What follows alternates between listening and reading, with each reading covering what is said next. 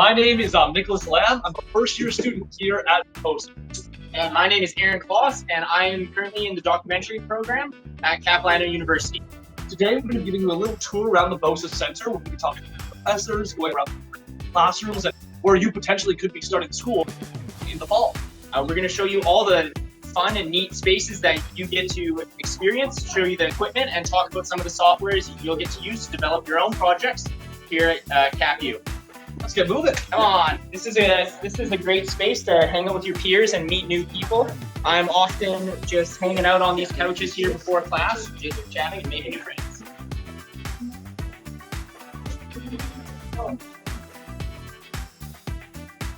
So coming down this hallway, we're getting into some of our post-production area.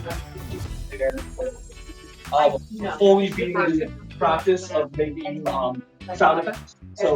So you chance to tell you get a little look around. We've got all sorts of different materials to use, floors to make sound effects. Under each of these, there's trapdoors with dirt, sand, in order to make your creative visions come to life. And then right there on the wall, we even have a TV, so you can watch your film that you have created and really get those sounds synced up. I didn't even see this. Tennis scene? Oh, bang! No problem. Do that again. Bang! No problem.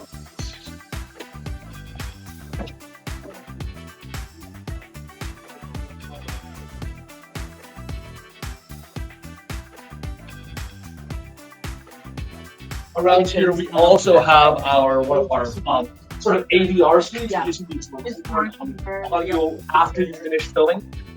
Completely soundproof. Pretty much what you might see in like a voice acting studio, right? If you've ever seen the videos of those guys doing the Disney scenes. We have pretty much any resource here at the BOSA Center to make your projects come to life. BOSA was a building made for each program. So whether you're an animation student, a film student, a documentary student, this building is meant for you to succeed. And even beyond doing voiceovers, say you created a great documentary and you have a friend that's a musician, it can be arranged to have them come in here and help you score your own film.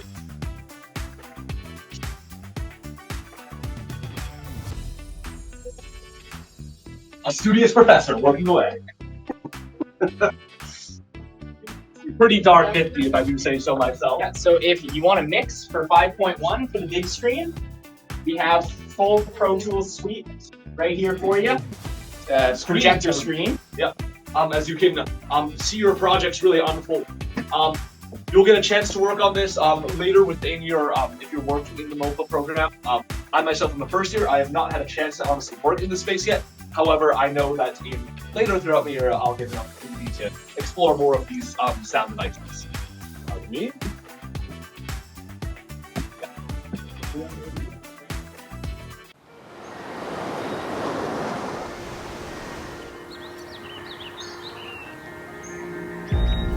I didn't come there thinking I was going to save this place or anybody in it.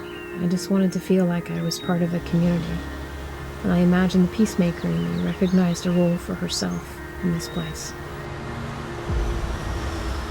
I'm not going to let him grow up in the world I lived in. I'm going to fight for his future because I love him. I love him so much.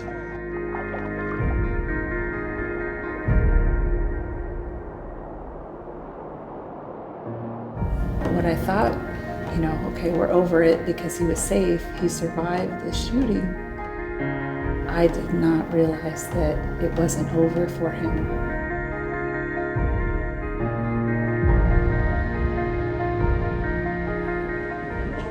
All this keeps us from dying. Warmth and family, right?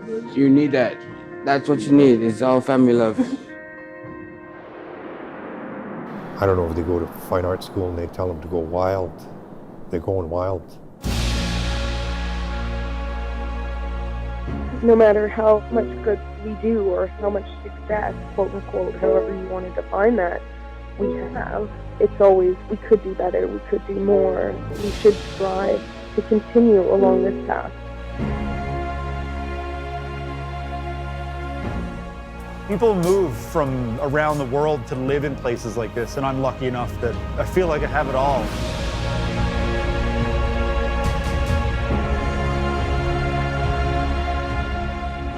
The The strength in an artist is the strength in their culture and in their history. Oh yeah, it feels like it. It feels like there's definitely people on our side. I realized that it was like a community. What brought us all here together is we wanted to be storytellers.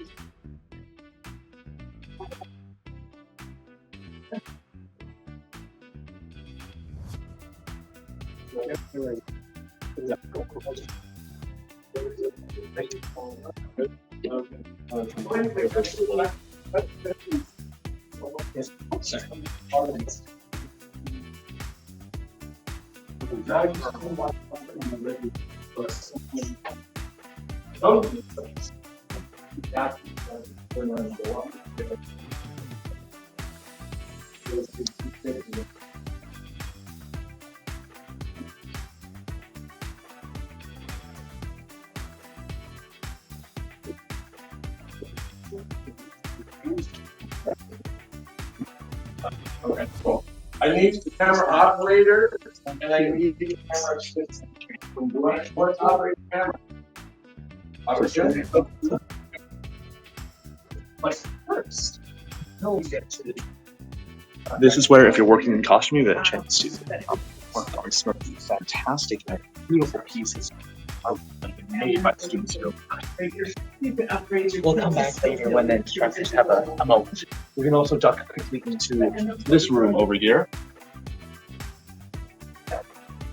Now, I'm by no means a costuming student, and I should not be trusted with anything in regards to silk. However, the magic that they do here is really. You'll be working on costumes for a variety of programs. The 3rd and 4th year MOPA productions will have costumes made by the costuming department. Along with you guys will be working for everything that is made at the Blue Shore, which is our theater here at Capilano. And as you can see, you have access to hundreds of bolts of threads, all the dye you could ever dream of. Yeah, so it's a documentary cafe. I hope everyone can see well enough. We have Michelle in presentation right now.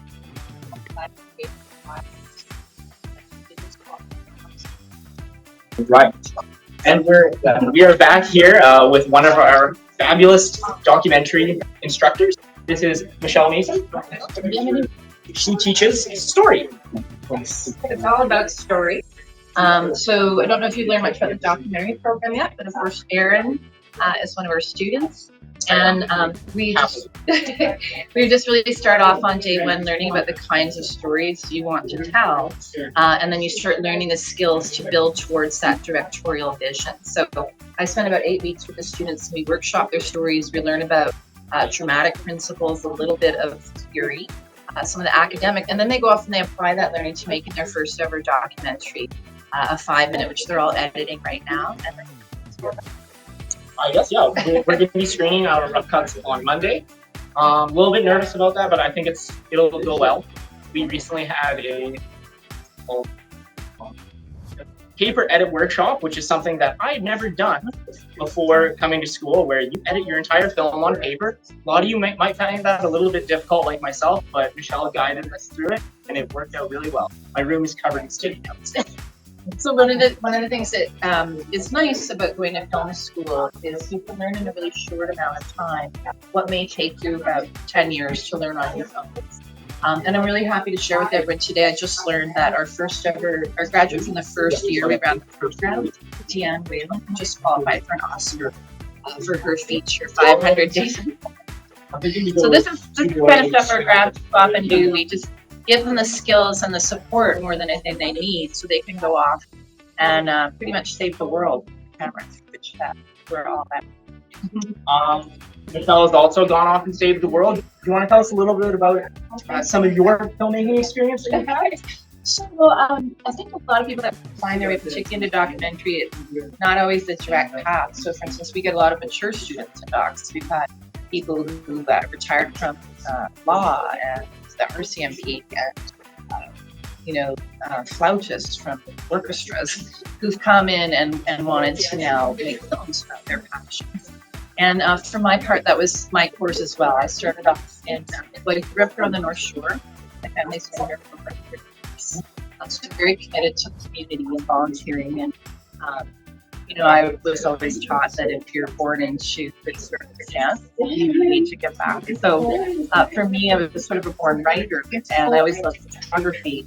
And it seemed like the best thing to do with those skill sets was to go into journalism. So I started off in international news. I got an MA in London, looking into the decline of investigative journalism there to corporate overtaking media. So I'm also a peace and media activist. But based on that work, I went to work for CBC International in London and Washington, D.C., and I got my first chance to make a documentary, and that changed everything. I had never documented before, and suddenly a light bulb went off, and I was about 28 years old. So it's never too late to go after what you really want. And one of the nice things about docs is it's a short, intensive program. So if you can't really take a full, more than 8 months out of your career or everyday life, it's a nice one for that. And for my part, everything changed for me during the Rwanda massacre. Seeing the horrid things people were doing there to each other, I just wanted to become part of stopping that rather than just reporting. And I think that's really the moment I became a documentary.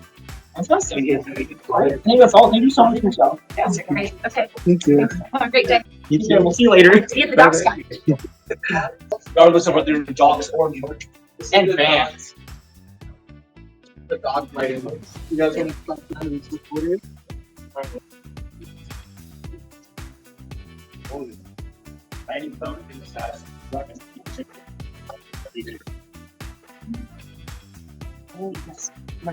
Hi, we are currently on our virtual tour today. Would you like to share a little bit about who you are and what you're doing here today? Yes, absolutely. So my name is Stevie Ray. I'm one of the techs here at Capilano University.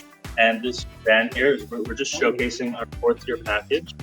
So this is once you get into your 4th year, you can actually take this out into the community and make a short film. And it's got pretty much everything you would need, like lights, stands, all the grip equipment. And the only thing it doesn't is the camera. We have this camera set up on an action dolly. And so this will get you nice, smooth shots. You have a cameraman sitting here. This will be pushed through, and then you can get, just beautiful shots. This is something you get to play with in your 4th year. And then we're actually in Studio A. So if you take a look around, this is our big empty studio. So you can build sets in here. There's actually a giant green screen that wraps around all 3 walls. So you can have pretty much any sort of green screen set you want to have in here. And it's really cool. I personally, just last summer, we had this set up. And so we had projection on the green screen and then a vehicle on the front, and you can get really cool shots where it looks like the vehicle is driving.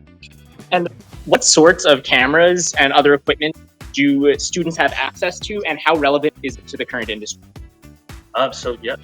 We have our nicest camera probably is the RELX. That's what I used for my last short, and it's industry standard. It's one of the best cameras out there. That's what a lot of people are using. And then we also have the red cameras, and those are still industry standard cameras. And then you get to learn some of the older cameras as well. This is a C100, so they're a little bit cheaper, but they're also super user friendly, and they've been used for years and years and years. So, everything is all our equipment is pretty new as far as. So what you're learning here, if you walk on the set, you'll be familiar with the types of cameras. Yeah, absolutely. This is all stuff that's going to be used on all your stuff in the industry. So the docs program is a little bit different in the type of gear that we use. We do not use the C100s, the REs, or the Reds, but we do use the Sony a7S III, which is a fantastic camera and is also Netflix approved. So although not industry standard, it's a great run and gun camera that you'll all get to experience perhaps. And when it comes to the mobile program, at least, I came in with very little experience with cameras. I was camera camera phobia, I'm not sure, but I wouldn't let my hands touch them. However, after these couple months that I've had in my first term, I felt way more comfortable working with cameras such as the C100 and have reached a level of skill I thought I would never have. I am by no means an expert director of photography, a DP, but I feel like MOPA gives a very strong base for people who maybe are less confident with cameras, but also gives, if you're like really confident and you know what you're doing, it gives you the opportunity to express that level of skill. Doesn't matter what skill level you are. You've used a camera for 5 years or never touched one, everyone's welcome. And speaking of the cameras, if we just get a little closer and we can see the computer here, we'll be moving to our rental works pretty soon. We'll see our rental works is where you can rent out all sorts of different equipment, any sort of materials you would need for any films you're doing here at the program. It truly is kind of a little overwhelming when you see it for the first time. However, it's pretty awesome. Should we head down to rental works? Yeah, rental works, here we go.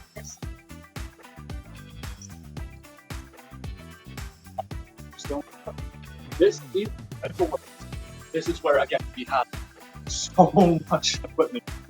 So lines and lines of Kino bulbs, pretty much anything you would need. You can't just come in and take whatever you want at any single time. However, there is a process to rent things out. But once you book your year out for a select time, you show up, and then Tyler has it all nice and ready for you on a card. And you come and just sign off on it, make sure you have everything, and away you go to shoot. I knew absolutely nothing, again, about... when I joined the program, I was very much novice still. And I could name most of the things in this room. However, after short months, they really do a great job of catching you up to your peers who maybe perhaps are a bit more knowledgeable from the film process. Sandbags, very important. Always sandbags. Oh, and I think we have someone here to talk a little bit about what goes on here in rental. Do you want to introduce yourself to the camera? Sure. Hello, my name is Brendan O'Donnell. I'm the supervisor here at Rental Works. We have a team of about 10 techs who've all gone through the program, so we're all familiar with the process of filmmaking and various industry experience. Any questions about the? Yeah, sure. So, what is the process like? If you're a student and you want to make a film, what does Rental Works do to kind of help that happen? Sure. So we try to model ourselves as much as possible after industry. So, like William F. White's, like I'm sure it went through Studio A and saw Stevie Ray there. So we've modeled that van after William F. White's kind of intro independent vehicle. So we try to give students as much as possible that experience. And so students would get an assignment, and then they'd come here and they'd log on to the software, which is the same software as a lot of these rental houses use. And they would, so they would go through the software, usually within like 24 hours, to build the order for them, and then they would come in, pick them up, and meticulously go through the list, make sure everything's there and everything's functioning. And then when they return it, that we go through the list meticulously, and then and then for the bigger shows, once you get into the bigger productions, that's when it's a lot more equipment. It's like tons of stands and lights and sandbags. So it's really important because you're going to be gone for multiple days. So it's really important to make sure you have everything you need. To plan ahead. And so we help students with that process, making sure they have everything they need for production. Awesome. Thank you so much, Brendan, for your time. Yeah. Alrighty, let's keep continuing in, and we'll move in to our next space. I think we're going to be briefly checking out the props room, where you'll be able to book out a variety of props to make the set deck and the look of your production, whatever you dream it. That is generally for the MOPA program. The documentary, we don't use props. This is where you'll come in to book your orders and all that kind of thing. Return your equipment here. You're going to have fireworks. Yes.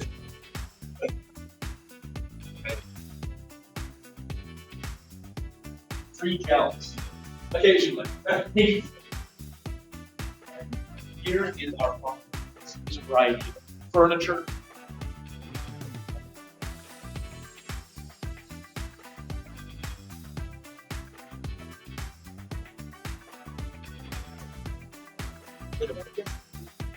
here.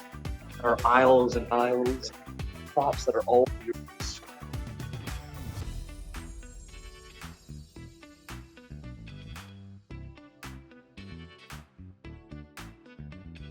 All right. And while we get ourselves ready for the next portion of our tour, we're going to take a short look at some videos.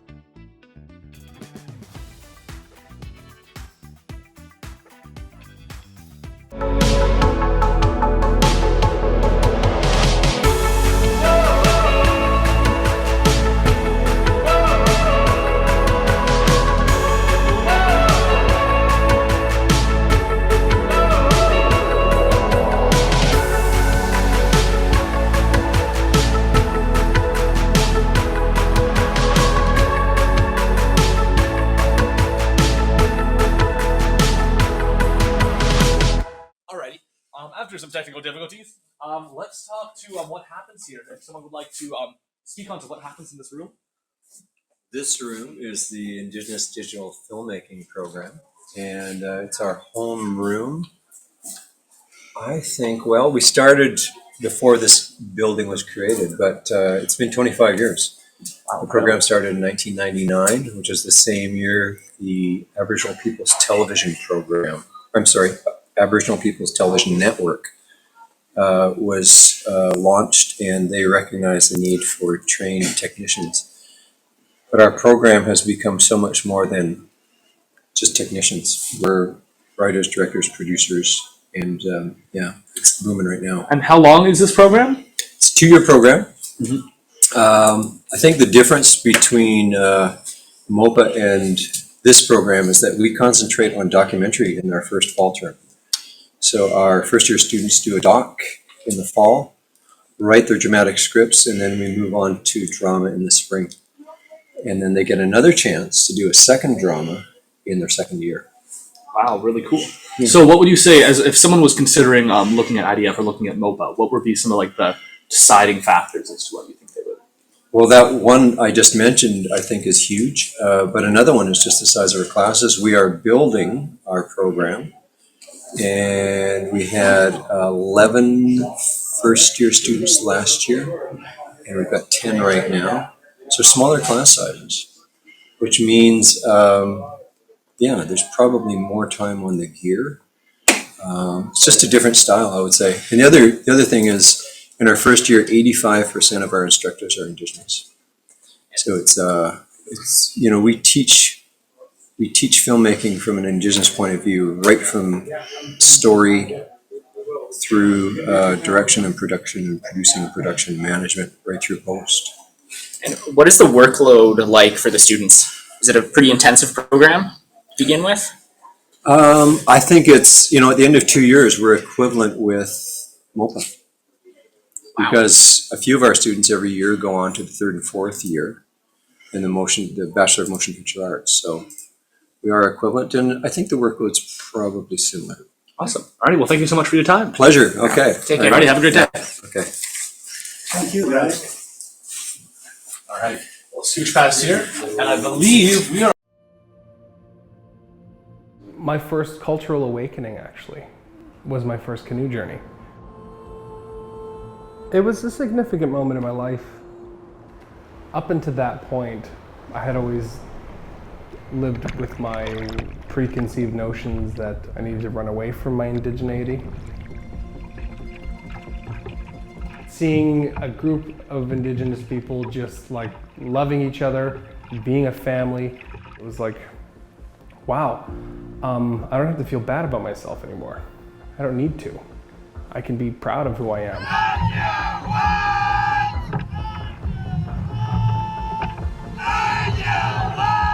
Finding Indigenous people who just want to hold you up was beautiful for me to see.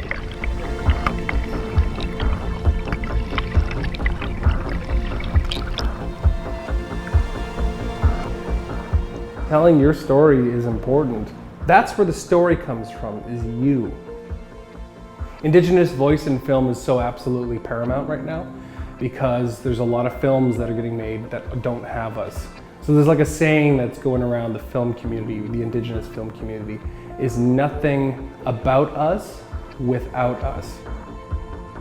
I had a cultural awakening where I was seeing Indigenous people taking care of one another and holding each other up in such a strong way. To see the Indigenous independent filmmaking program hold each other up in almost the same similar way. It's like, that's the kind of movement that's happening right now. Holding each other up, right? We all want to see each other succeed, and that's what IIDF is there for.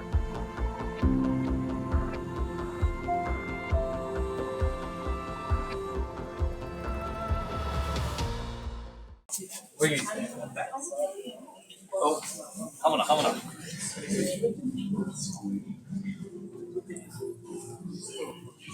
See if we can grab this truck here. Now, we have a variety of similar labs, you'll see, for our MOPA and documentary programs for the post-production aspects. We have a whole series of Mac labs. This is what you might be working on if you were in the visual effects program, but they're kind of set up in a similar kind of layout.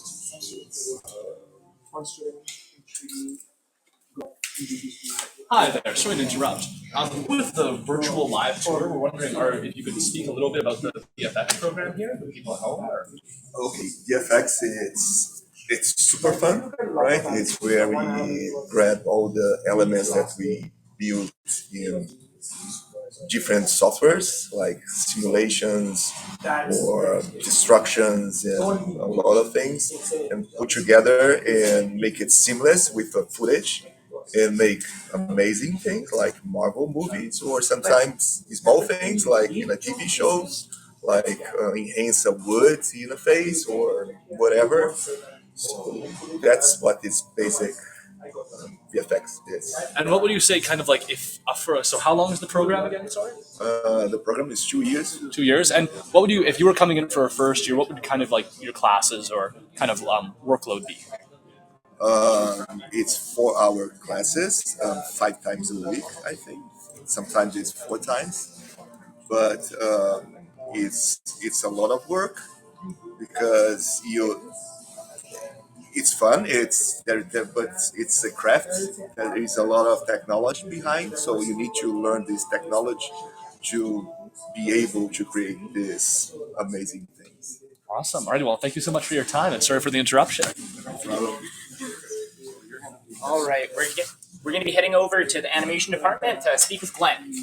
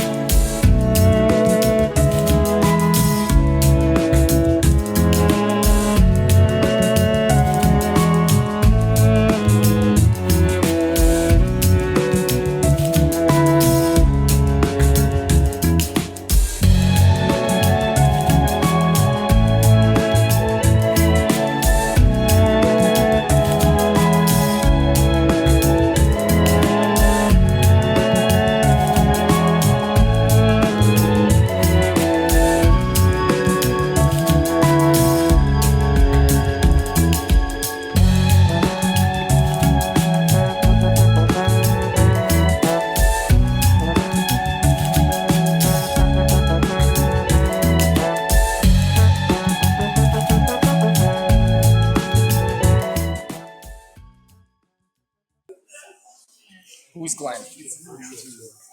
Hello. So, Glenn. We're on doing the virtual tour right now? Yeah. This is a bunch of alumni and. Oh, fantastic. Perfect. So what goes on in this room? This is the 3D animation lab.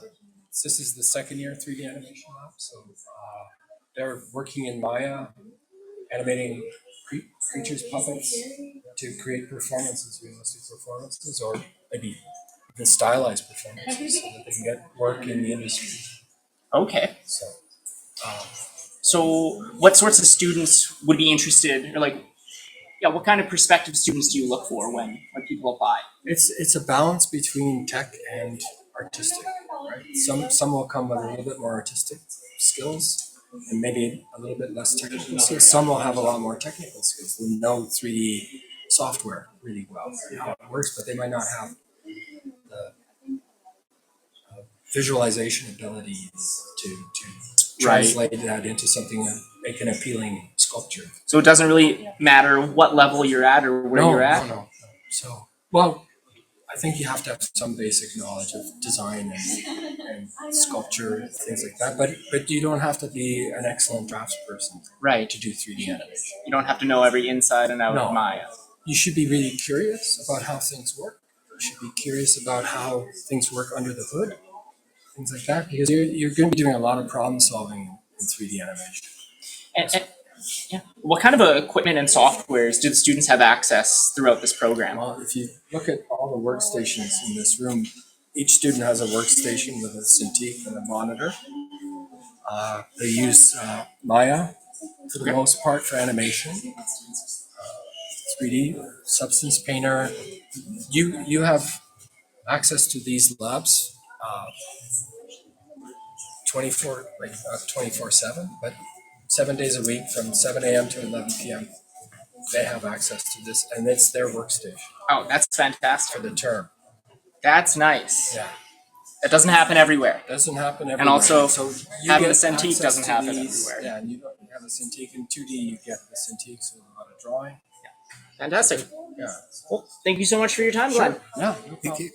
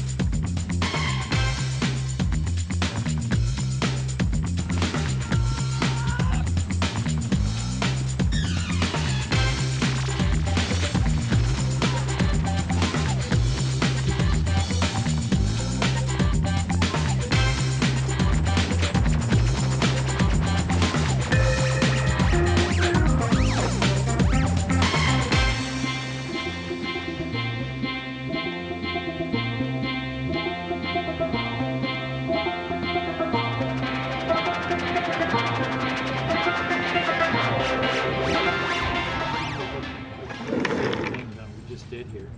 I'm just gonna duplicate this ramp. Dana, seriously? You're sleeping in my class right now?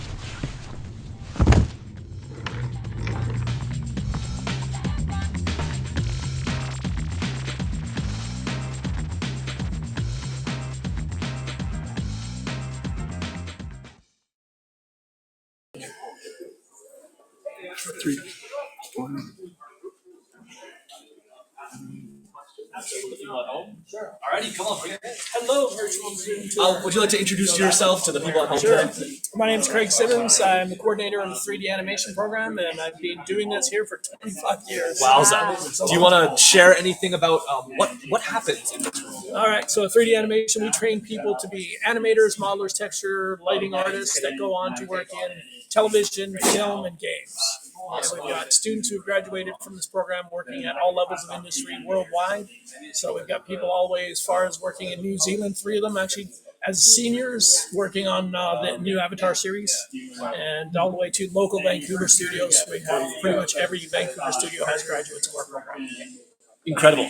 So, in terms of what the first year experience is like, what would you say for anyone who's considering applying for first year? Cool. So we're looking for artists and or technicians that come into here that are interested, obviously, in creating the next game, the next film, the next cool project that's out there. So what we're looking for is people who can draw, design, a little bit of programming these days also helps. I've done some 3D stuff. And then the first year is kind of like boot camp. So we have a 2-year program. The first year they come out and their objective is to learn how to make an animated production from concept all the way through execution of the first term. And then in second term, it is a group project. So we say, okay, now that you've learned how the process of making a film or parts of a game, not the whole game because we don't do the programming side, then we do a group project and they have to go through the whole stage beginning to end as a team and learn about how the teamwork works, how to get the execution of that. And then they get a 4-month break. So we go September to April. And then from May to August, there's a break, which is a great time for them to go work, refresh, maybe get a job at a studio, maybe internship, and then come back, hopefully building their skills all summer. And then second year is focused. So in second year, they decide I'm going to be an animator or I'm going to be on the design side, modeling, texturing, lighting. And they split. They have 2 different classrooms then, and then they work through that third term, building up their skills. And by fourth term, they make a demo reel and they graduate with a polished demo reel to go out and look for work. Absolutely incredible. Well, thank you so much for your time. No All right, have a great day. Take care, everybody. All right, we're heading down to look at some of the video editing suites and some of the Mac labs, and we're going to have a chat with Nick once we clear this traffic. Part of the seas, merci beaucoup. Thank you. Hey guys. Hello, my name is Nicholas. I'm currently one of the people leading the virtual tour today. Would you like to talk to anyone at home today watching and going on this tour around Costa? Enroll, like in one word. So basically, if you like movies, if you like animations, if you like visual effects, or you like all of them, just show up. Check this out. You cannot show up, that's fine. Watch the video that our cool students and our team are preparing for you. And my suggestion to you is read what we are expressing on our website. Reach out to our faculty. We are more than happy to give you guys extra tours if you need it. And you know what? To be honest, I think in the whole Canada, CAPU School of Motion Picture Arts is very unique, and you won't believe it until you see it. So, and when you see it, I'm pretty sure you're going to become a student. Until then. Thank you so much for those inspiring words. That's scary. Guys, that was the dean. That was the dean. Okay, let's keep going. That's the other thing. It's a very unique experience, partly because the BOSA building is purpose-built for the film and animation department. I don't know when it was built, but it is very new, and it has a lot of state-of-the-art technology and labs. So I'm Nick. This is also Nick. Nick is one of our post-production teachers here at the MOPA program, and mine for the first year. And there's another one. You haven't met Andrea yet. She teaches in their second year. Yeah. Would you guys like to share a little about what happens in the post-production classes? What happens in these labs? You want to go? I'm just got on here. So Sure, I'm sure. a bit rusty. These are our classrooms. So this is where we will work with the students and develop their editing skills. They will work on their own systems while we are up on the podium demonstrating. We work in first and second year as far as the picture editing software is in Avid. It's an industry standard where over 90% of what we see in film and television is edited in Avid. So that's the software that we focus on in first and second year. And that's what I've got, Nick. Yeah, and then so in the fall term, typically we'll have classes that introduce you to the kind of conceptual elements, the theoretical side of film editing, and then obviously the hands-on technical using the software. And then in the spring term, you get to put all of that you've learned into practice on your own production. So you'll make small production teams, and then you'll plan, shoot, edit, and finish a whole film as a group. So it's really fun because you get to kind of apply all that stuff that you've learned in the fall term to the spring on like a live project. It's usually a little bit kind of crazy, but it's lots of fun. Now, what would you say for someone who's considering entering the program that doesn't have any experience editing? Ooh, That's okay. great question. And I think it's okay. And you do not need to know Avid prior to coming into the industry, or prior to coming into the industry or into our program. We will teach that. So we will transfer, if you have some editing experience, we will transfer that into that software. And if you have none at all, we will start at the very beginning with you in first year, and we will gradually build up that foundation so you feel strong in that. Yeah. A couple of your colleagues in first year had no experience, right? It's me. I had no experience. Well, anyway, they're good editors. Or they're certainly coming along now. So, alrighty, it's not a barrier if you've never done any editing. Awesome. Well, thank you guys so much for sharing. Yeah, good luck with the rest of the tour. See you later. Alrighty. Have a great day. Stopping by. Thank you. For some of the most hardworking students I've ever seen. Hello, hi. I think we've wrangled you in to talk a little bit about what happens here in this space. My name is Nicholas. I don't think we had the chance to meet yet. Would you like to introduce yourself to the people at home? Sure. Don Farrow. Been here for 30 years. Started the animation program in '94. And so you're like the boss man. You started. No, we're a team. I was the only full timer for 23 years, and it was just one cohort. And then we doubled the cohort on condition that I could hire a team, and that students would fit in more rooms because they used it's the only animation school in Canada, I believe, that where they don't share the equipment. They get to, you can see how they've set it up.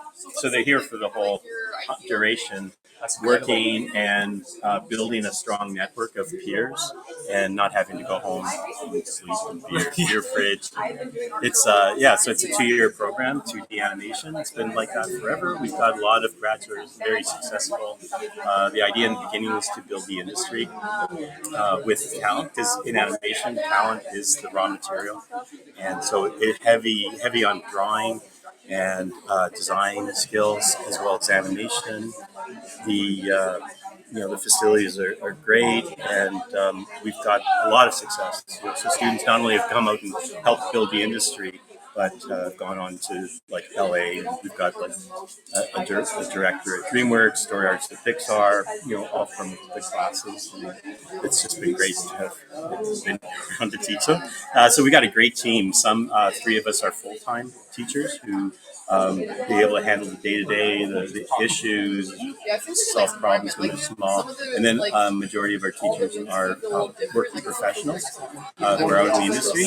And then there is another group of lab supervisors who are so busy because they're directors in the industry or supervisors doing things, and they can't come in during the day to teach. So they are there at night online as lab supervisors helping students with their homework. Basically. Awesome. That's incredible. And they also are people who hire. Yeah, exactly. So it's a great faculty. We're all friends and all focused on student success. That's awesome. So what would you say for someone at home who's considering entering into the animation? What would you be? Don't. It's a tough industry. It's contract based. Okay, let's take that again. They don't want. Okay, let me tell you something. I went to school in the '80s. The teacher said in Vancouver, there's no work and there's no money. Even if you found work, there's no money. And I said, I don't care. I have to learn this. I don't care if there's no work. I have to do this. And I went in thinking if I was the best person in the class and worked really hard, and there was one job, it was mine. And I wasn't the best, and there wasn't one job, and I had to travel east, find a job. But I did manage to work my way in and work my way up. It's that kind of an industry where you really need to love what you're doing to be good at it. So if your parents are telling you to take it, think to what you want to do. and because you won't do well unless you really love it. It's hard work. It's lots of hours, and the only way it can get done is because people love it. And the people who do really well. Like we've got lots of great success stories. We've got people who've started their own studios, grads who started their own studios, and so it can be great. But it's not like, hey, everybody take this. You're going to make $1 million. That's incredible. Which you see in ads and Right. stuff, and people are still talking about it, and the industry's in a dip right now. So we try to be honest with students to know what they're heading for, because they're going to work harder if they really want it. Because success is there. People retire, people die, they move on to other careers. Right. There's going to be openings, and so you just want to be there for that opening, right? You want to do that. Alrighty, well, thank you very much. Yeah, heavy editing job, huh? Yes. Alrighty. Thanks. Thank you so much. All right, that's done for our tour on the 3rd floor. We'll see you back down at the Bosa Theater. Sorry. No. But it's all true.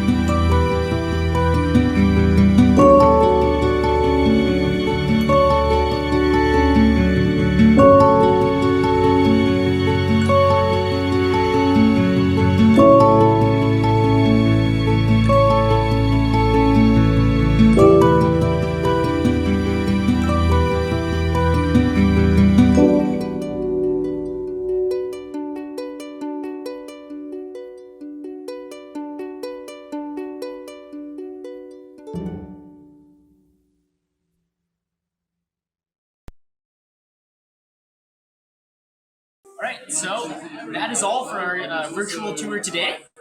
We currently, right after this, there will be an alumni panel where you will get to listen to some of the testimonies from some of the esteemed alumni that Capilano's animation, film, and documentary programs have produced. So make sure to tune into that so you can visualize your career after school.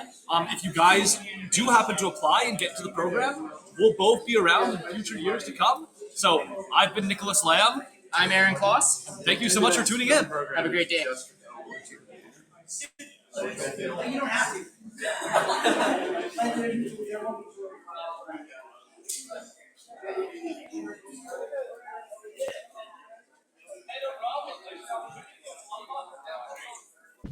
Roll camera. Rolling. 1 Delta, take 2, marker. You cannot make a movie without a great team of people. It becomes like a little family. The Bachelor of Motion Picture Arts program, it's an applied arts degree. If I had to describe the program in a word, it's philosophy, it would be story. Students have to learn the language of filmmaking in order to tell stories cinematically, which is a technical skill, but it's also a creative skill. Now that we're in our 4th year, we're really kind of focusing on how to make better filmmakers. We learned about ethics, we learned about how to talk to actors, how to be just on top of your own stuff, how to be mature and organized, really. A lot of being on a film set is just organization. The resources here starts with the building, the Bosa Center for Film and Animation, which is a purpose-built building. We have 8,000 square feet of studio space. We got different cameras, different lenses, lighting equipment. We have a backlot, top-of-the-line equipment, editing suites, ADR, Foley suites. having the access to this gear and these facilities, I mean, it means everything to me. You know, without it, my films just wouldn't look as cool, honestly. I think what makes the Motion Picture Arts program great is that there's so many professors that are willing to help you out and be there for you one-on-one. They really make it feel like an open, safe space where you can bring any sort of idea and they will be there to guide you and help you along. Our alumni have many options. They can get into feature filmmaking. Some go into work for companies doing industrials, advertising, art galleries. After I left CAP, I definitely felt confident knowing I could get a job. After graduation, I immediately started full-time at a production company working in post-production. I work in reality and documentary work, and I'm hoping to become an editor. The film industry is a team sport. You have to work together to get the job done. To be a part of that team gives me a sense of belonging. It makes me feel like I'm a part of something bigger. There's a great opportunity to come here, try different things out. Everyone here is really dedicated to getting you better, and I love that environment, so that's why I chose Capilano.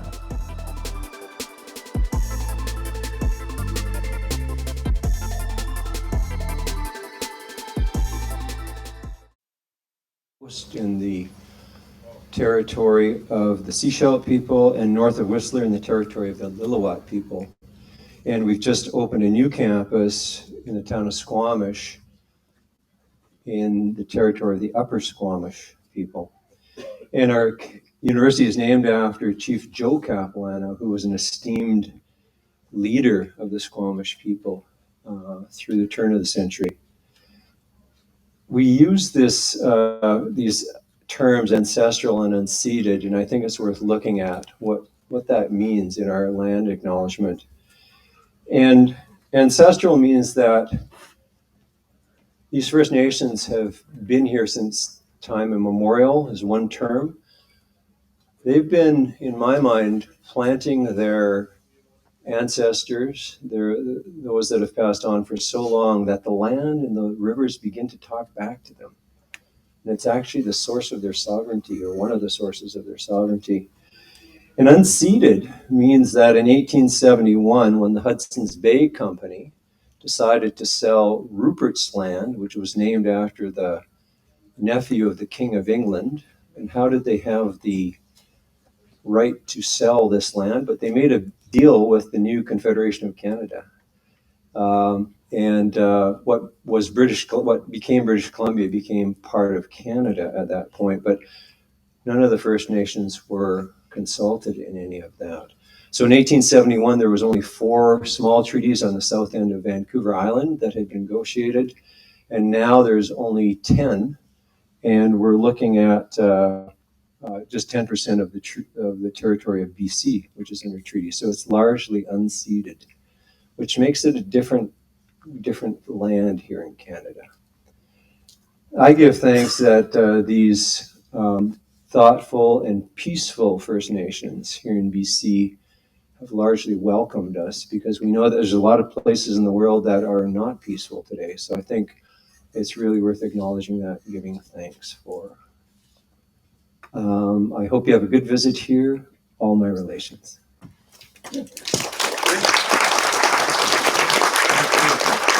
And so I'd like to introduce a couple of other people too. I'd like to introduce Hilary Moses as the chair of animation.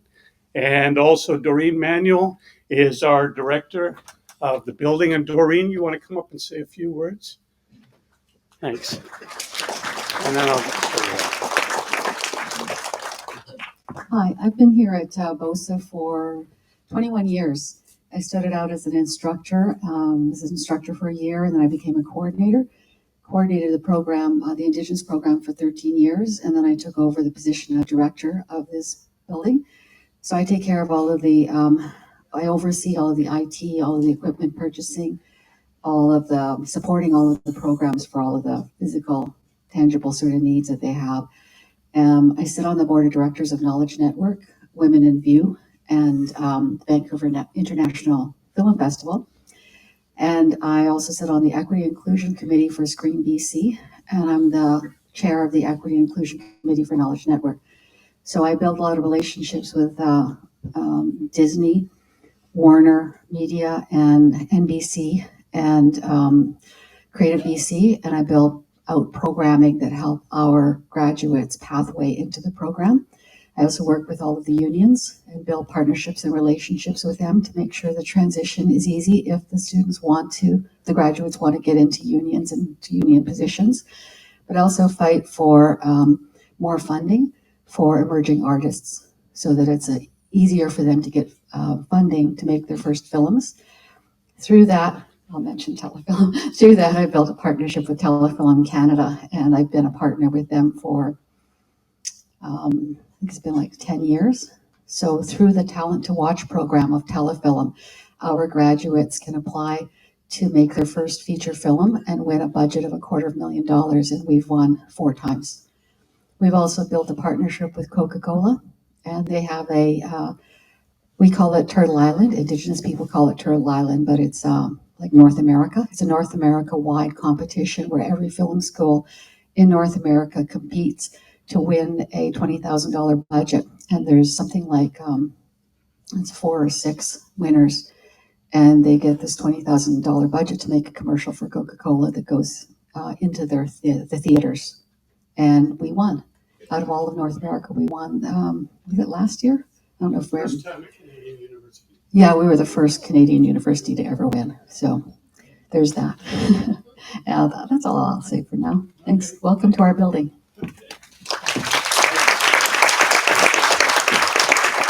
Okay, thanks. So as chair, I oversee the academic side of the house. And as you probably know now, if you've heard on the tour, so we have the degree in motion picture arts is kind of our anchor program. And then we have the diploma there. You can take the diploma and then continue on to the degree.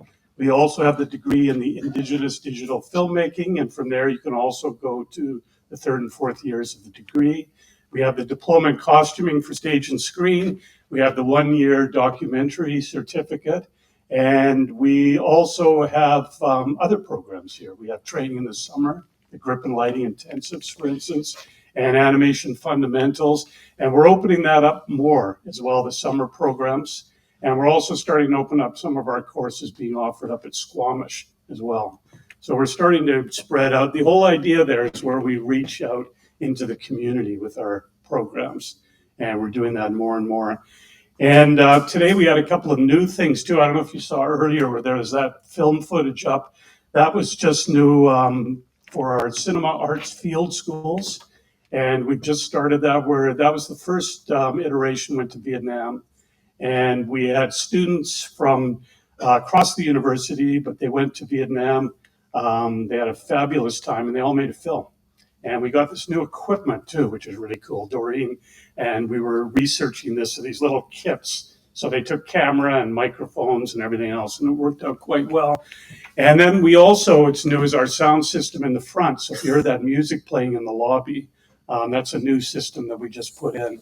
So again, we're constantly improving it, constantly trying to make the student experience as best as we can. And to talk about that, we've invited in some alumni from various programs. So we have Emma, Anika, Adriana, Shimon, and Shelby is somewhere on his way. We're missing one. And then you can hear from them what their experience was. So if you want to come up and take the stage with me here. Pat, do you want to hand out these mics? How do we? And then what we do here, we'll hear from each of them and their experience. And then what we do is throw it over to you for Q&A. And I think one of the big questions we always hear, particularly from parents, is what do you do when you get through these programs? You know, what are the jobs? What are you doing up there? And really, they're very different. You know, our students end up in all sorts of different industries, not just the motion picture industry, but they end up in various places and find their way through various careers. So without me telling you about it, we thought, well, let's have our alumni talk about it. So if you don't mind, maybe introduce yourselves, start with Emma, and then and just a little bit about what program you were in, what it was like studying here, and what are you doing now? And then we'll open it up to questions from everybody. I'm Emma Lawless. I graduated in 2022. I was in the Bachelor of Motion Picture Arts program. I did 4 years and I focused on post-production. And now that's what I do. I work in unscripted documentary work as an assistant editor. Okay. Hi, my name is Annika Ho. I was a graduate of the 3D Animation for Film and Games program just this year in 2024. Over the summer, I was fortunate to land a summer internship with Walt Disney Animation Studios, and starting in September, I'm now working there full-time as the 3D environment artist. Hello, my name is Adriana Guerrero. I was an international student here. I graduated back in 2018. I'm currently working in the most interesting part of filmmaking, accounting. And I've been there since I graduated. If not, I can chat about it later. Hey, I'm Shimon. I did the 4-year bachelor's MOPA, and I graduated in May of 2019.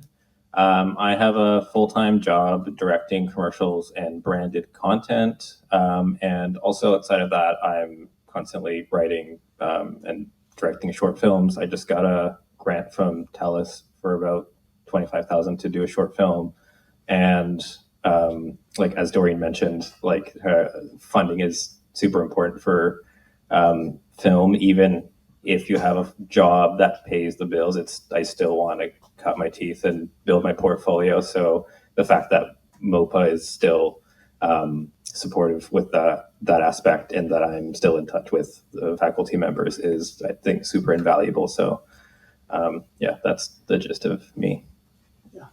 I might add there, we try to help out our faculty, and faculty try to help out our alumni so they can come back here and they can use, the building or the space or our equipment. And again, the students get priority, but we're always welcoming alumni to come back here and join us. I might add study abroad. I don't think any of you did study abroad, but that's another program. We have the Cinema Arts Field Schools. And then in MOPA in third year, we have a study abroad opportunity where you can go and study at one of our partners. And right now the partners are the University of Hertfordshire in England, and the University in Stuttgart, Germany, and in Aarhus, Denmark. And you can go for a semester or a year in third year and study abroad. And the films that that was from the Cinema Arts Field School, as I said, which is a different thing. That's where you just go for a limited time. But that's another possibility if you're interested in motion picture arts for studying. But I have the roving mic here, so if anybody has a question, just put your hand up and I'll pass you the mic. But I'll start because I already know some of the questions I quite often hear. And one of them is, what was it like when you were here? And could you work when you were going to school? How did you manage all of that? Okay, I'm gonna start with when I was going here, there was this rumor going around saying that LA used to call Capilano the backwards school. And I was like, what do you mean by backwards school? It's because you learn the technical part of film, like how to put a light on, how to do the camera for the first 2 years. And then the third and fourth year is more, I want to be a filmmaker. I want to understand what I'm writing. So I see how that works into if you just want to work in film. If you want to work in film, want to be a camera operator, want to be a lighting technician, the first 2 years are great because you're going to have that experience. But if you want to make films, if you want to make content, the third and fourth year is the most important part. The problem is that it's a program that is very tight. So you might not be able to work while you're studying, but the summers are the time that you're going to apply what you're learning. So get out there, work as a PA, work as a lighting technician, and then you can see how set work, how maybe the office works. So that's something I did. Like I will come here, I'll do 1 year of school, and then I'll go out in the summer and work as a PA, work as a lighting. And I learned a lot because you learn how to behave on set here, but then you get to apply it in the summer. Right. Yeah, we do. We've got the diploma, the 2-year diploma with an exit point there. So you can, like Adrienne says, you can go into an entry-level position.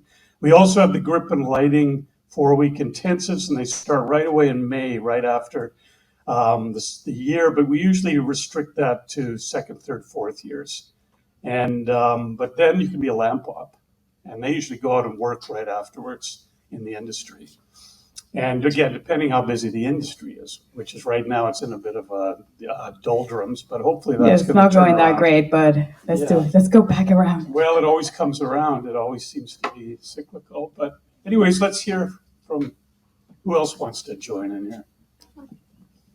I echo a lot of that sentiment as well. I think the third and fourth year, for me anyway, I definitely got to know everyone a little bit more because your circle gets a little smaller and smaller every year. And I think that's also the best time to make relationships with the teachers as well. They are there to help you, and I think you should fully take advantage of that. Yeah, I think that also helped me land one of my first jobs in post-production. There's this one teacher that I got really close with. There weren't a lot of us in my year who were interested in post-production, so I got to really know the post-production teacher, and he knew that between third year and fourth year, I kind of wanted to try and test the waters and get into the industry. So he just emailed somebody he knew, and that got me my first job. I think it's definitely doable to work, especially in the summer when you have that time off. I think in the year, it's a little bit tougher, depending on your circumstances. I think part-time is definitely doable, but full-time during the year, it is tough for sure. So you did your practicum out in editing in a post house? It was just like actual work. I started immediately logging in documentary work. It was a short contract. It was like 4 weeks between third year and fourth year.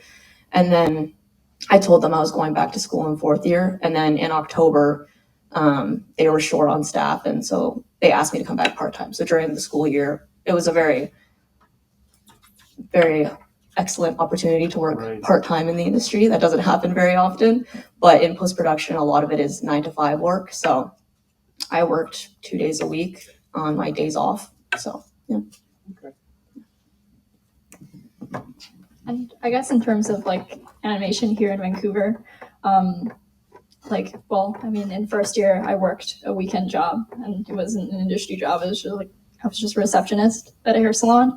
But I think with being in Vancouver, I think we're really fortunate, and I have amazing classmates who were able to land summer internships over the summer, even right out of first year. I got my internship right out of second year, but I think another thing about the program is like I think it's a place that really tries to help people like take that step into the industry, like you were saying. And there's definitely like the staff are involved in helping you make that step to make sure that you can find your way to like break into the industry. And in Vancouver especially, like there's a lot of studios here that are willing to take juniors for TV animation. So how did you get into Disney again? How'd that come about? I saw a posting. Yeah. I applied. And that's it. Waited for a call. So for the students here, so this is your portfolio you're going in with? Yeah. Yeah, but I think beyond just seeing a posting and making that call, actually Hillary was, I think, pretty instrumental in giving me the extra push and really like reassuring me that even though at the time it was a super early posting, that I had what it took to finish up that portfolio and send it in. Right. And then, yes. But I think also like Hillary, like sending in, like making sure that she kept me updated, I kept her updated, sending in a letter of recommendation. I think I couldn't have asked for anyone better to help me take those steps to find it. Right. Siobhan, we haven't heard from you yet. My experience has been great in terms of MOPA and outside of it as well. For the first 2 years, I went to MOPA straight from high school, so I was still living at home and I wasn't expected to work, and I wasn't sure if I was going to do all 4 years, which is nice because you can do 1, 2, and 4. So I wasn't actually sure if I was going to do 4, but I'm glad I did. And then after 1, 2, then 3, and 4. 1, 2, then yes, but the programs are divided up in the way that's like you get a certificate, diploma, and the degree. But yes. Anyway, so after second year, I took 3 years of a break I went to Japan and I worked at Tokyo at a production company, which I just got out of networking with Rashad Houghton. He's Aaliyah's older brother. He's a filmmaker and he had a production company. I didn't know any of this, but it's just out of networking and luck. I just kind of worked with him for 2 years, directing music videos and helping him write treatments for TV shows. And so that experience was incredible. And then I wanted to finish the degree, so I came back. And at that point, I had saved some money and I knew how crazy busy MOPA gets. And, you can take on as many positions and responsibilities as you can afford to time-wise. So I worked in the summer so that I could do more projects during MOPA. And in fourth year, yeah, it was tough to not work and still go to MOPA. So I had some gigs that were coming in that were directing commercials for apps and online stuff. And so I combined that with my practicum so that I would get a bigger cut and be able to eat, and the school paid for my insurance, and it also did contribute to my portfolio. So there are clever ways, I think, to make that work. I was in a basement suite that flooded and I had to crash at my friend's house while going to school, and then I got this gig to make music for a documentary. So I was at night making music and then going to school in the morning, and that's how I was making ends meet. But there are ways to do it, and it is tough to work while you go to school, but the summer is actually a great time to do a lot of projects and get a lot of practicum experience. Okay.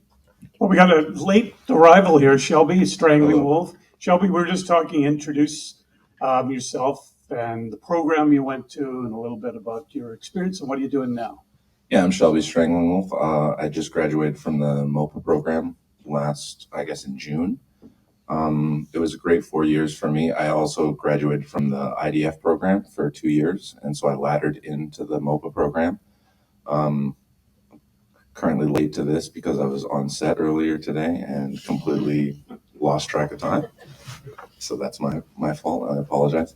But yeah, it was a great experience for me. Currently, I'm working on a film that is set to premiere at Imaginative Film Festival in Toronto in June. So I'm just that's a fancy way of saying I'm unemployed at the moment. So I had that opportunity because of this program, I was able to have so many opportunities on set that during that time on set, I was able to develop my own scripts with my older brother and we make films together. And so during that, a big part of what really helped us get over that hump and start to get funding and stuff like that was because of how much writing you have to do throughout the program. I got a lot better at grant writing. And so the grant writing is such a huge part of, developing your professional craft here. And so it's not really a strong suit that I had, grant writing or, saying, please give me money for my film. I got a lot better at doing that. I got a lot better at pitching and, advocating for myself. And so, once you start really getting into that and believing in yourself, then a lot of other people start believing in you and they believe that you're not just going to waste their money and you have, something to say and something to offer into the industry. And so thankfully I have that opportunity. And so I'm currently working on that. And I'm really excited to have people get their eyes on it and really make a first big step into the industry after film school. And so I'm really excited about that. Okay. Anybody out there got any questions? Again, I can do the roving mic here, so feel free to ask anything. I'll just pass. Michael, I think there's one over here. Oh, over here in the front. Sorry. Yeah, later. I'll say for me. Yeah. Share the mic here with you so everybody can hear. Oh. Right. You said that you seen the posting come up for the job that you applied for? That was my question I had, because this is right outside of my wheelhouse, was where are these jobs posted that you guys are keeping an eye so you know when to apply? Was that on like Disney's website or on like a studio that you've seen, or is there like a special job board that you industry guys are looking at, or is it, that's when you said that I went, well, where did you see that you knew to apply? So that was my question I had. Okay, maybe a couple can answer that too. At least in my case, I'm going to be very honest. I saw it on Instagram because there is a Disney Careers Instagram, but I also did see it immediately after on LinkedIn. And I think Hillary as well ended up catching the posting on LinkedIn. So social media then, just being tuned into social media so you get those leads when they're okay. I think typically if we're speaking like generally industry wide, a lot of it is just LinkedIn. Interesting. And Indeed. Well, there's also Facebook. There's a lot of Facebook groups. That's how I got my first production assistant job. They posted it on Facebook, and I was the first one to answer, and they got me. So yeah, there's groups. There's cannot remember the names right now. I can probably look into it, but I can let you know later. I just wanted to say with the Disney, obviously Annika is totally on top of it and has been super helpful because she's always scouring. But the person who was the talent acquisition at Disney, we already had a relationship with them. They worked for a game company here, and I'd had them in for Q&A when we were remote because we did a lot of industry outreach during that time and we could do stuff remotely. So I kept in contact with her, and so as she told us that the internship would be posted. So we actually got a head start on it because I told Annika it was coming down the pipeline. So as soon as it went live, we just went for it because in that particular internship, usually they have maybe a 4 or 5 week application. This one was only 3 weeks. So I knew we had to jump on it really quickly and strongly. And again, I had the confidence that she was going to be able to deliver. So it was a combination of things, but that's something we do in the animation program is we really have a lot of industry connections. We do a lot of Q&A. I run the entrepreneurship class. So part of that is about staying in touch with talent acquisition, HR, for all the studios and the game studios in Vancouver. Thank you. I would also say social media too, like Facebook. There's a lot of pages. You just look up Vancouver film and there'll be like a ton of different pages, like women and diverse ones, very niche ones, LGBTQ, just like people who are cinematographers, editors. There's lots of those on there. As well, I would say a lot of it is unfortunately word of mouth. I think that's the only way so far that I've gotten my work is through other people referring me. I think that's also a big one. I think so also if you're interested in doing independent film stuff, I would definitely recommend going to mixers in Vancouver. Lots of things like Run and Gun, MAM, VAF, a lot of film festivals do a lot of mixers throughout the year where you just pay like $10 to get in, go to a restaurant and meet new people. Yeah, I think networking is a big thing right now. We also post jobs that we hear about on our social media sites as well. And we're trying to expand that as well, which maybe Ardeen Shudmare, who's here, Fine Applied Arts, but you're going to say hi in a minute? Yeah. Okay. And talk about it because we're trying to expand our bandwidth in that area right now because we hear about quite a few things. But I've heard too that they, in Vancouver, you always meet people from CAP. You're always CAP finding people from CAP, and every time you go out, you're gonna meet at least one person that works in film. A lot of people in this city work in film. So just strike a conversation. I know this is gonna sound weird, but it's like, where do you work? And they're like, I don't know, I work in the production office. And you're like, oh, in film. I want to be a filmmaker. You're always selling yourself. The business is you're selling who you are. And if you're nice, people will like get you. They will help you out. Yeah, the word of mouth idea. I'm going to walk up here. Any more questions? Oh, we go right up front. Let's go here and here. How's that? Nice. I'm planning on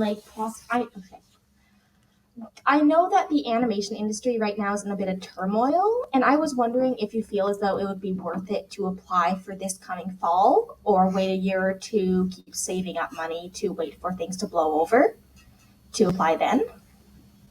Okay. Tough question. Yeah, I think it's a very tough question.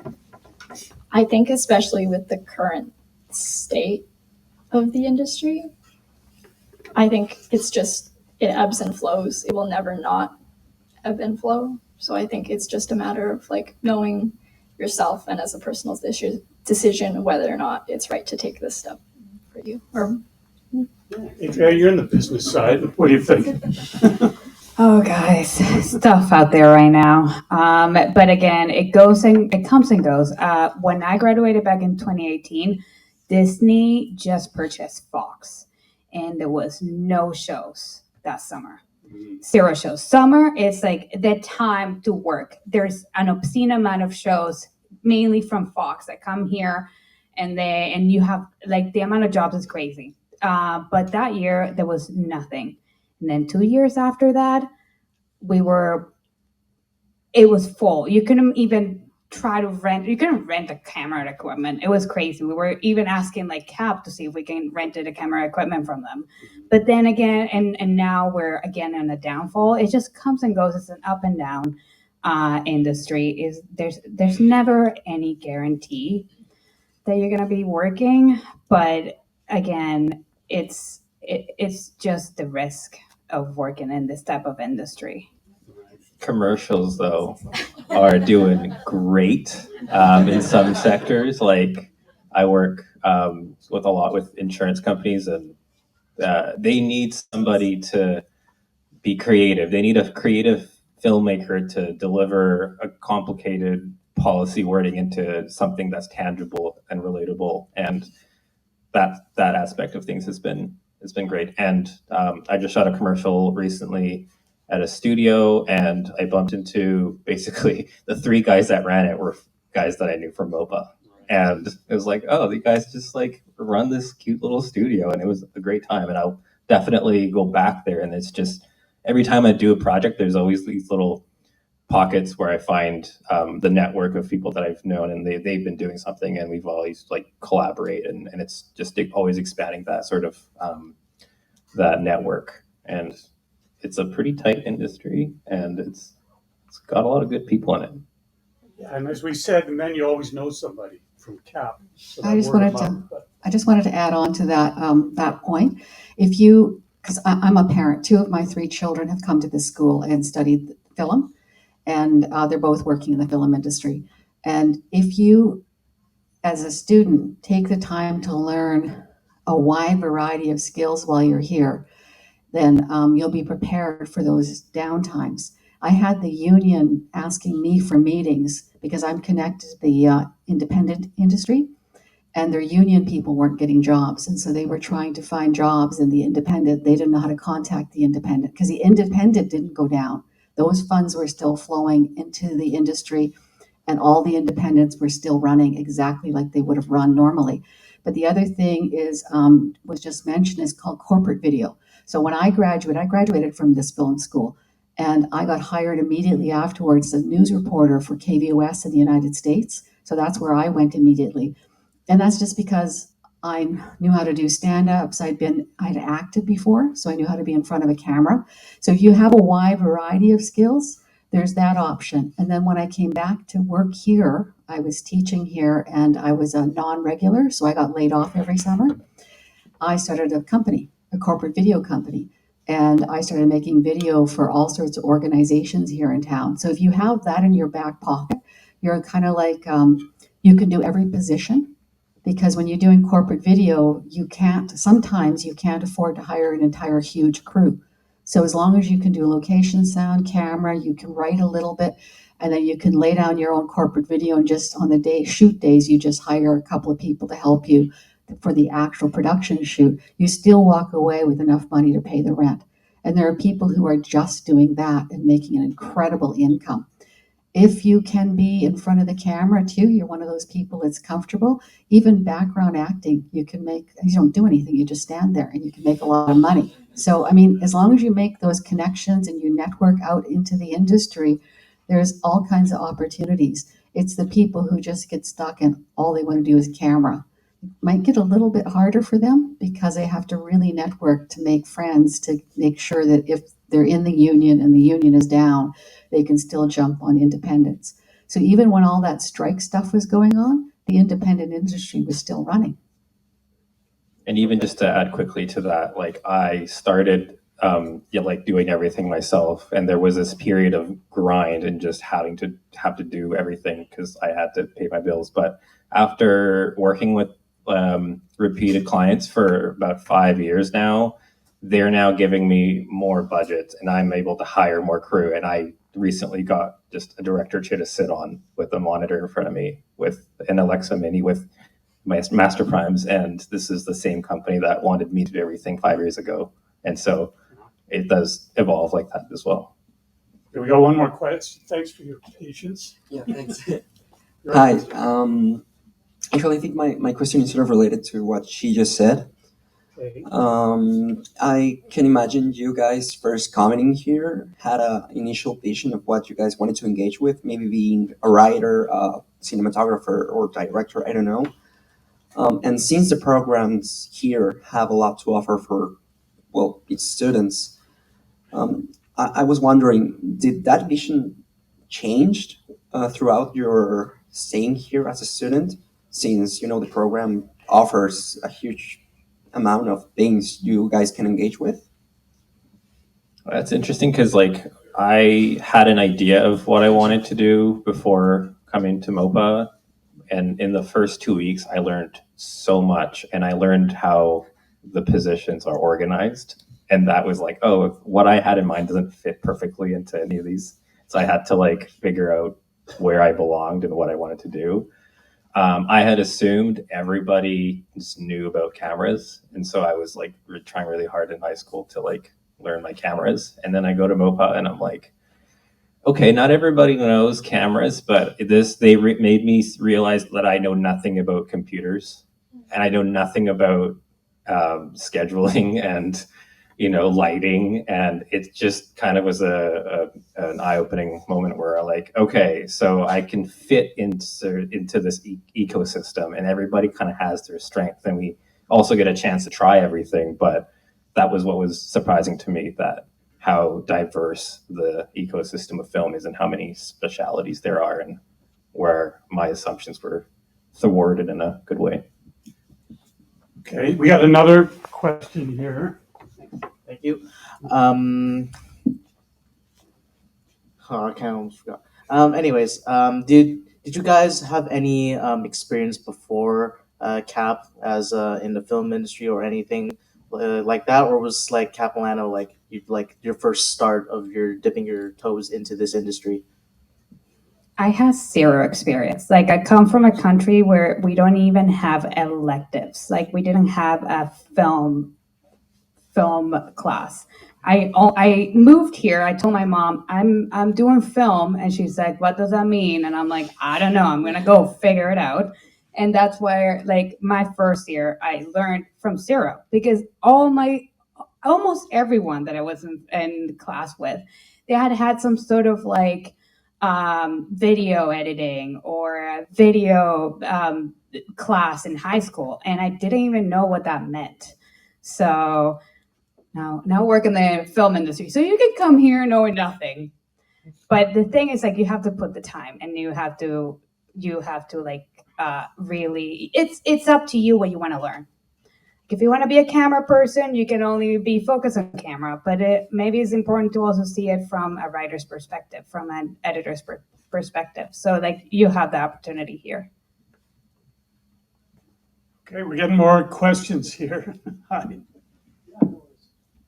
Hi. So you were talking about being a jack of all trades and how that's useful in the film industry. How does that apply to the animation industry, 2D, 3D, etc., concept art, the whole area? I guess like in terms of animation, there's a lot more focus on picking a specialty, especially because the departments tend to be like so structured, because there is a pipeline to follow in order for productions to be made and be made smoothly. But I think what I liked about this program specifically was that you did get an introduction, at least in the 3D program, like you get an introduction to everything first, and then you end up being able to pick a specialty within the second year. And I think it's really important because you get the perspective of all the other departments, because you're never not going to work with those departments. Like you will still talk to layout, you will still talk to production, you'll still talk to animation if you're not an animator yourself. And like to even know the language to speak to those different departments when you do enter is super important. But I do like the fact that when you do pick, obviously you can't know where you'll be in 5 years, but you still have the knowledge to pick a specialty and stick with it as you graduate. But also you have the knowledge then to see if this is not the right fit for you. You know, you have the tools or the skills to potentially make that shift and switch. We do the same in motion picture arts too. It's first 2 years are foundational. So you're going to take directing, producing, camera, editing, post-production. And then in the third and fourth year, as Adriana said earlier, it becomes more academic. But here, let me pass it. What do you guys think about the impact of artificial intelligence to the movie industry?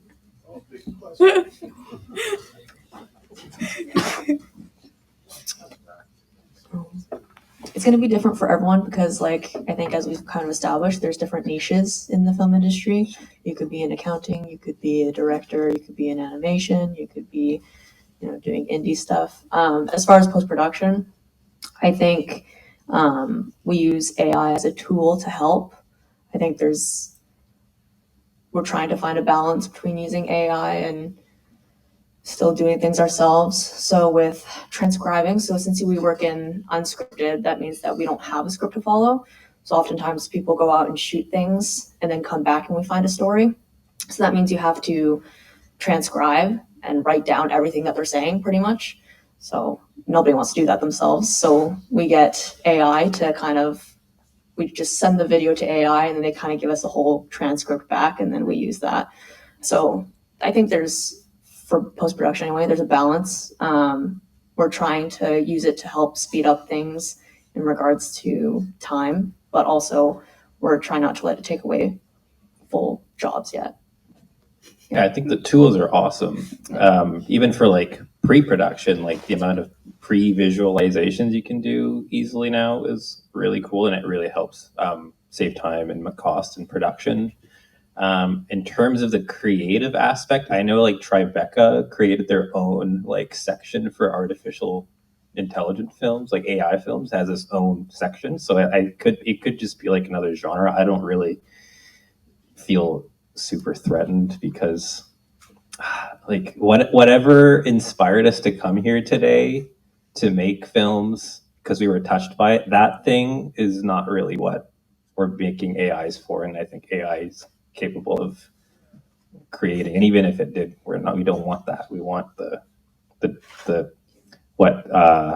organic stupidity is the opposite of artificial intelligence. That's the stuff we're in movies for, like the dirtier, messier stuff. Okay, so we're starting to run out of time here, but I'm going to pass it to you. But I want Ramin Shadmer to say hello before he has to go. Thank you very much. My name is Ramin. I'm actually had the pleasure of being the Dean of Fine and Applied Arts at Capilano just about 3 years.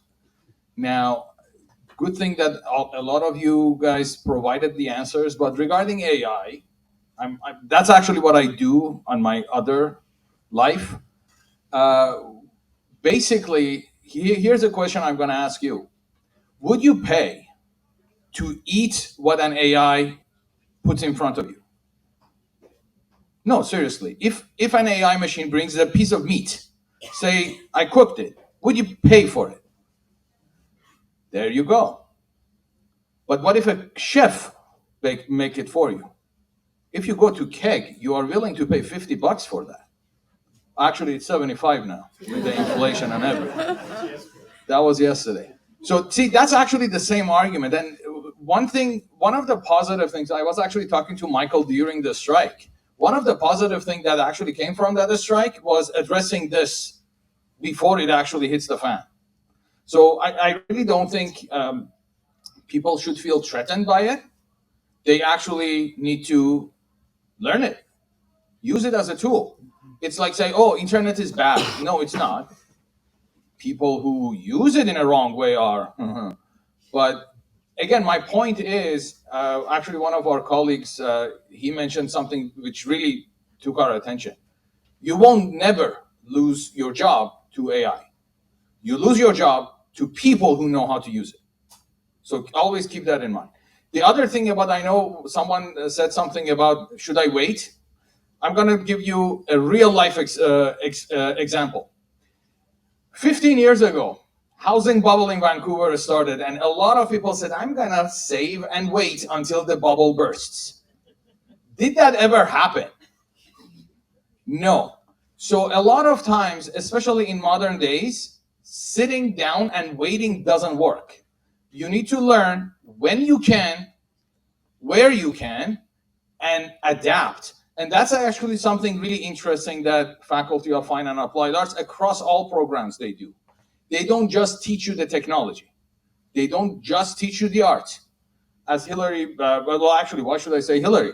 As Hillary's former students mentioned, they also connect you to the people you need to know.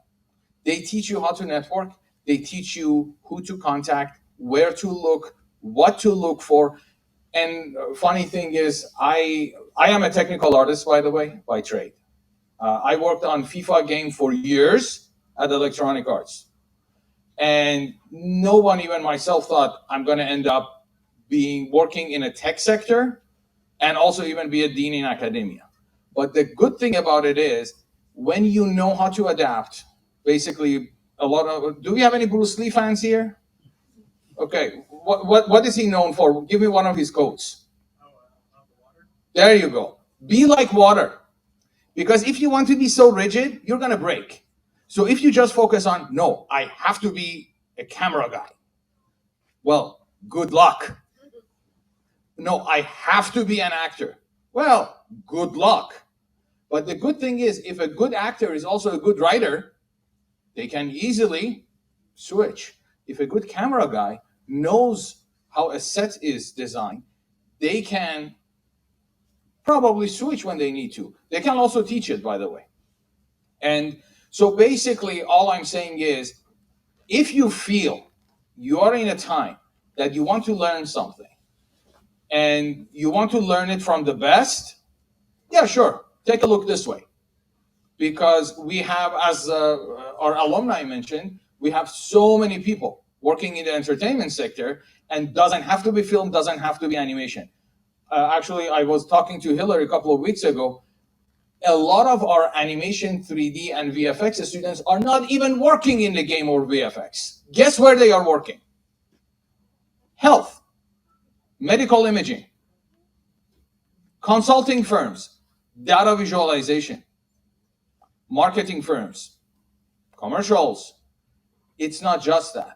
And it's unfortunate that when we say animation, everyone thinks about Pink Panther. No, animation is not that. Animation is everything that moves, everything that expresses a story. Visual effects, same thing. So anyways, I gave you enough headache.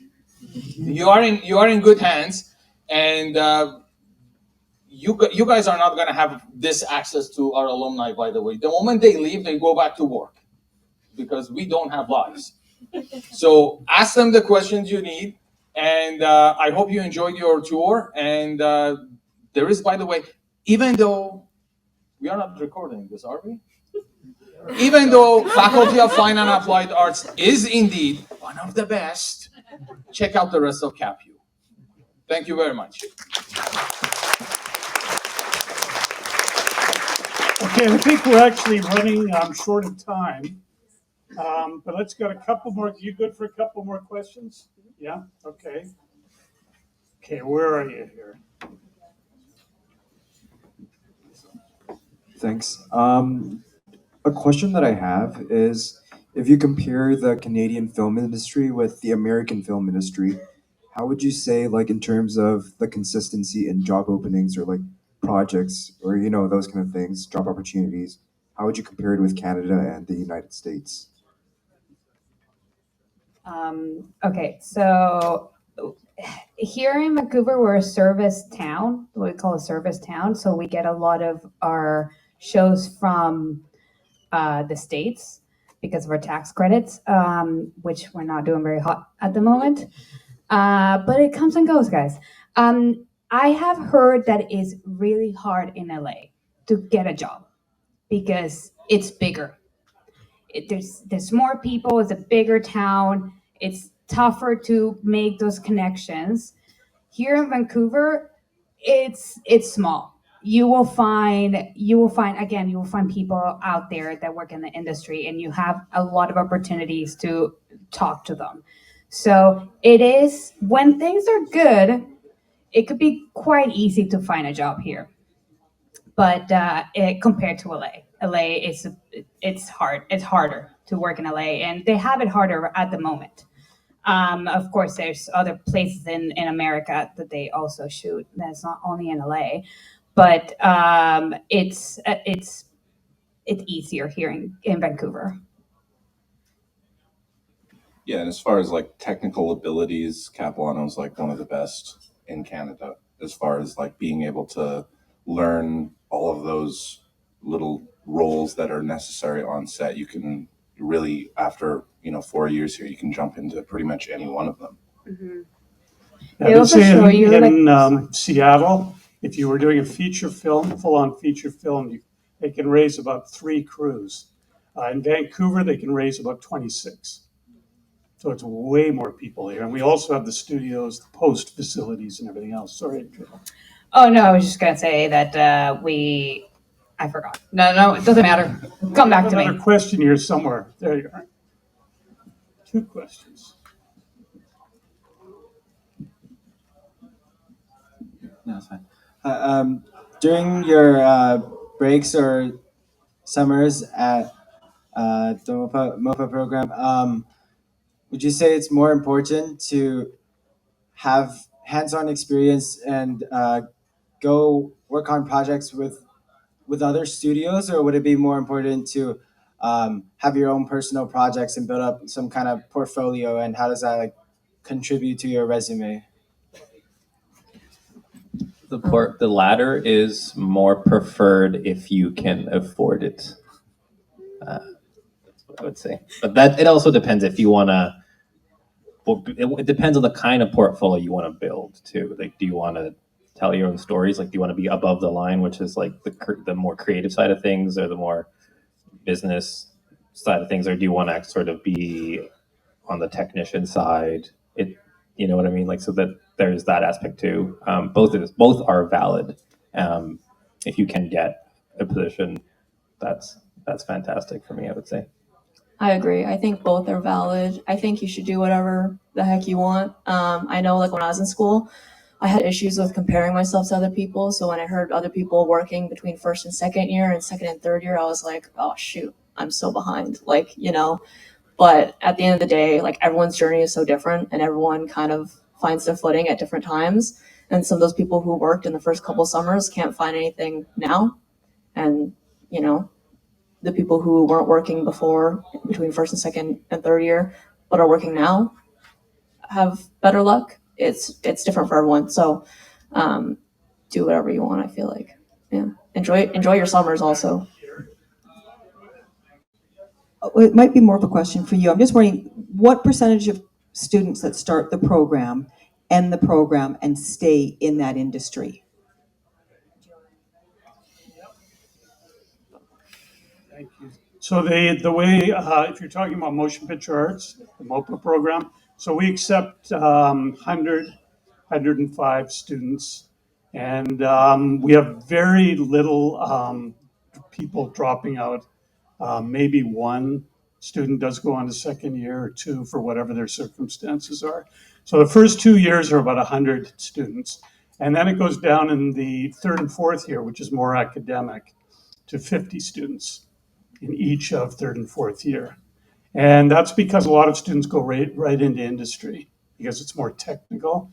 And then in 3rd and 4th year, it's very academic. So you're going to take theory, you're going to take film histories, you're going to write essays, read books, do all those things. And again, I think it's, as Shimon, Adriana said, it's important for content creation to take those courses and that work. So again, it depends on the student. The percentage of people that go into industry afterwards, we don't have exact numbers, but like we just said, they're everywhere. And one of the reasons we want to do this new broader bandwidth on our social media is so we can keep track of alumni, because they're all over the place. So I had one of the students I had from last year who was on the alumni panel. I contacted her, said, "Do you want to do it again?" She's in LA. She's a producer on the Old Man, the Jeff Bridges series, and Disney got her work papers. She lives there now. It's hard to keep track of everybody. So, and again, as Ramin said, and as our alumni panel kind of shows, people go all over the place. So, we don't, they're not necessarily just working in Vancouver either. They can be all over the place. So, but it's competitive. The other thing is our school, this building has been here about 10 years now. And when it was first built, this was designed by film people. So I was brought in, for instance, to be as part of the design of this.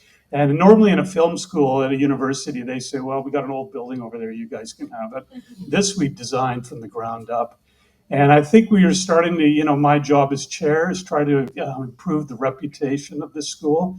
And I think we have a very good global reputation now. And I want to be in the conversation with UCLA, USC, schools in New York, and then in Europe as well. And we're starting to broaden out, and it shows in our applications, which are now from all over the world. So again, a lot of our students go to other places, other communities.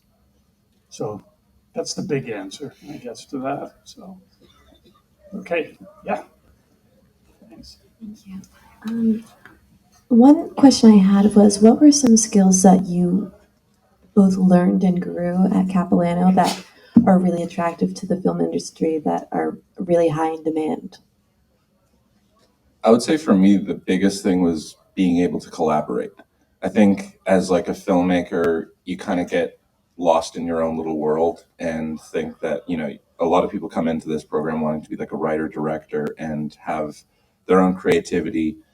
But in that, you don't really know how to ask for help all the time. And so I think one of the biggest things that really helped me was learning to collaborate with others and take creative opinions from other people and really learn how to where you fit in that sort of creative role, and not just taking the lead every time, but being able to play second fiddle or be able to just play in an ensemble. I think that's really, really attractive in the film industry, is being able to, do I want to invite you to come and play in my sandbox?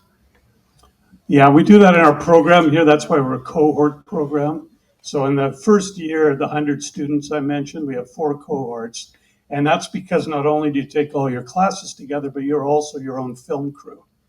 So as Shelby points out, on one project, you might be the director. The next one, you're pouring coffee. And you got to all work together to get the films done, and you all learn to support each other. And again, that's why we do this cohort system. And that goes all the way through the 4 years of MOPA until 4th year, where we start to open it up and we try to support students following whatever path they're starting to decide they want to go on. And that's where we have practicums and industry connections and things like that, which we've talked about. Okay, we've got another question here. Maybe one more and then I'll wrap it up. Thank you. Thanks for your time here today. Now that you're out of the program, when you look back, what do you wish you had done or learned about or read before you started and came into the program? I wish I didn't take it so seriously. I wish I had more fun, because the stakes, you're gonna hear this a lot if you come to CAP. The stakes have never been this low, but they've never been this high either. So take your time, write things that you maybe not really interested about, but maybe you want to do a comedy or do something different. Explore. Just explore.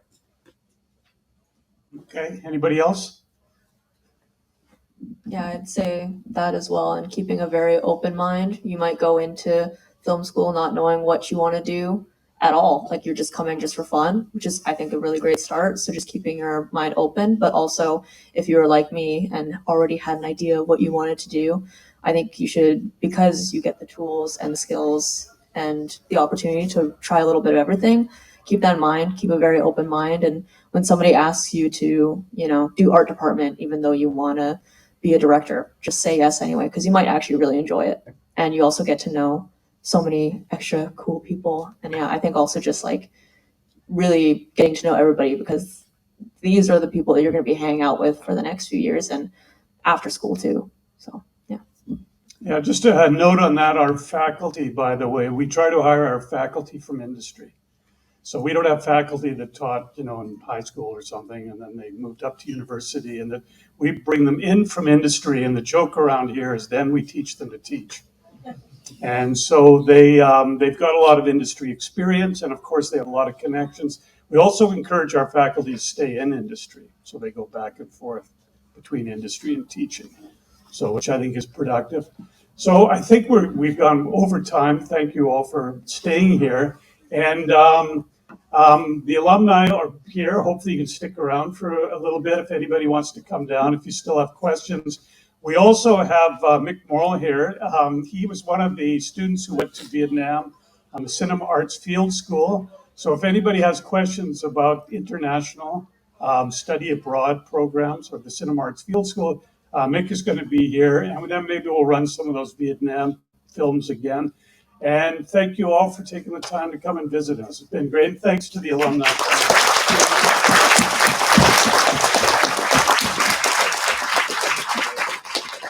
Thanks. So there's lunch upstairs, t-shirts upstairs, and 205.